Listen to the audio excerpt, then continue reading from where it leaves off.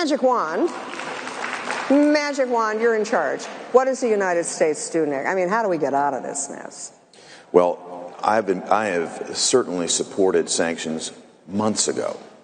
We needed to give Vladimir Putin a taste of what was to come, to let him know that America did indeed have resolve. That would have had a deterrent effect. Well, the Biden administration fought that. We even put forward another round of mandatory sanctions on Nord Stream 2, and the Biden administration came and lobbied Democrats in Congress to fight us. 55 of us were for it. Whoa. I just want to...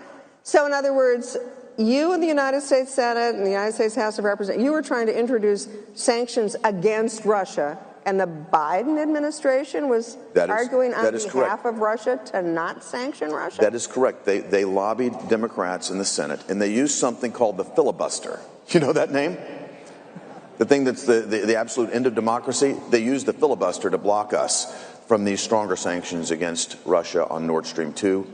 That's how they play the game. So again, negotiating from a position of weakness, appeasement, they've weakened us dramatically, and this is something we've got to come back and reevaluate now. The Biden administration has certainly indicated a willingness to impose sanctions at this point. They want to increase the cost on Russia. I'm not against that, but I would certainly have been in favor of actually having a deterrent effect by moving sooner. But what we could do and what Joe Biden should do today is announce that he's reopening the Keystone XL pipeline, that we're going to drill again.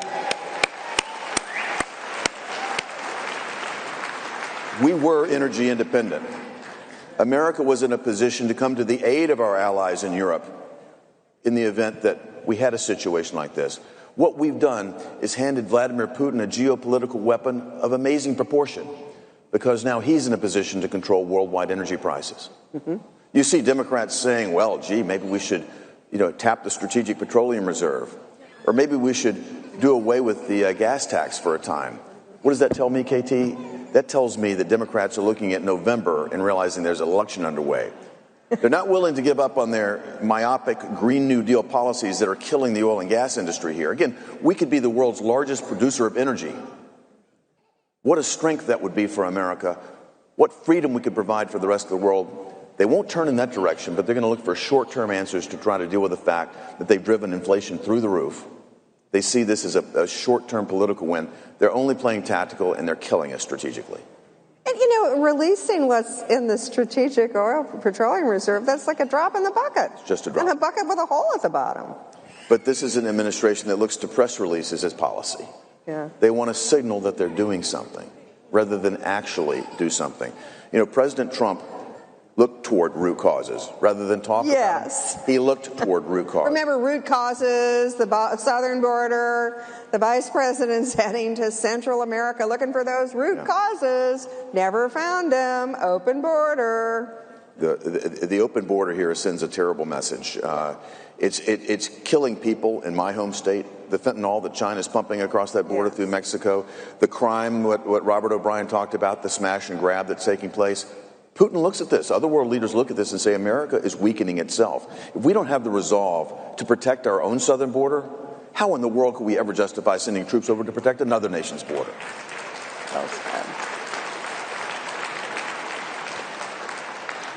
Okay, we're going to talk about coming back to Cpac 2023 when Republicans control the House and the Senate. Yes.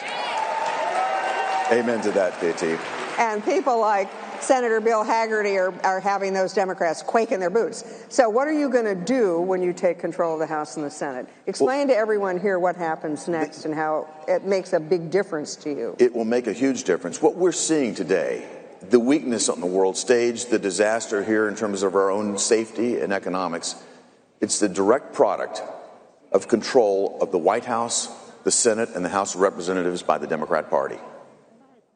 That's going to change in November, thanks to all of your help. We're going to change that. And KT asked, what can we do? Well, again, I'm going to be working hard from now till November to make sure all of us conservatives are out there making our voice heard. But then what do we do from there? When we take control of the Senate, we take the gavel. We are able to set the agenda. And something that hasn't happened to date will begin to happen. It's called oversight. I serve on the Senate Banking Committee. We've got inflation at levels we haven't seen in 4 decades. Do you know how many hearings we've had on inflation in the Senate Banking Committee? I think you could guess it's 0. You're right. 0. That will change. That will change. And we will begin to adopt oversight on all of these administrative agencies that have run so far amok, so far out of their lane. They're over-pursuing policies that have nothing to do with a strong America, that have nothing to do with creating jobs and making the kind of environment that we need here in America to work. We'll take legislation like one I just passed out of the Senate and implement it. And let me tell you about this piece of legislation, KT. Everybody knows the fact that we're having a chip shortage right now. You try to buy a car, you try to order an appliance, everybody tells you there's a long delay because there's a chip shortage. I was told I had to wait every year to get a new refrigerator. That's what we're hearing, a shortage of chips. So a business person like me comes into the Senate.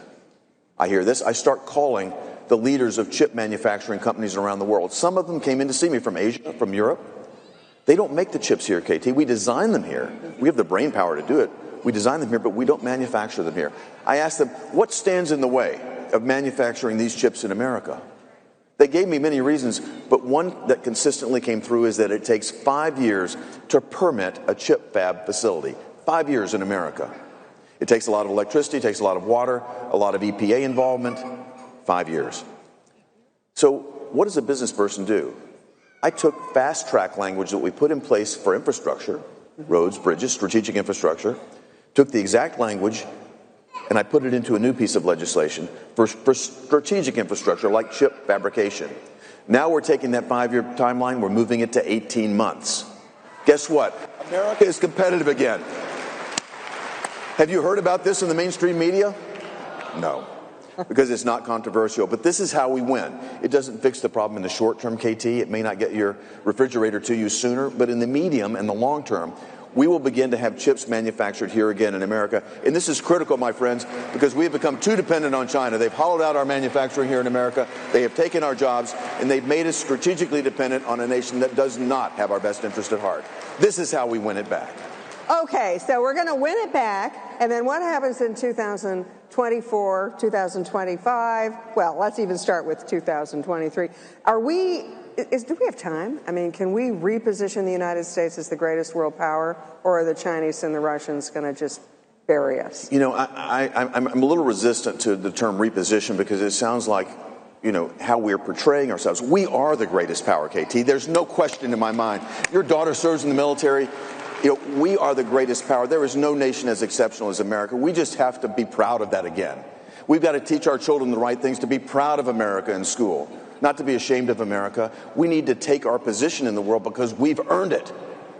That's what it takes right now. We do have the capability to do it, and we need to get the government out of the way so that we can. Amen to that. Thank you so much, Senator Hagerty. 我们 apcutaiwan 在太平洋战争80周年，日台断交50周年，也就是被称为是历史上转捩点的今年，将会开始认真地展开我们的活动，并在不久的将来，我们将会在台湾举办美国与日本每年都会举行的活动，也就是保守派最大的政治大会 Cpac。如果在活动上我们能够像去年的 Cpac 一样，邀请到美国前总统川普与美国前国务卿庞培欧，并将他们的讯息传达给台湾人的话，这将会产生全球性的影响。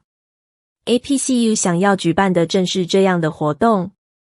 如果各位观众中有意愿想要与我们共同举办活动，或者想要捐款支援我们的启动基金的话，请一定要来与我们联系。当然，如果是想要成为志工或者进行小额捐款，我们也非常欢迎并感谢各位的支持。如果您的捐款额超过一定数字的话，我们将会提供给您 Cpac Taiwan 以及 Cpac Japan 的 VIP 门票，在宣传或活动中作为赞助商曝光，以及最重要的与我们一起前往美国的 Cpac 活动。我们在2021年的德州 Cpac 中很幸运地见到了川普总统本人。如果各位对以上的捐款合作有兴趣，欢迎随时联络我们的 email。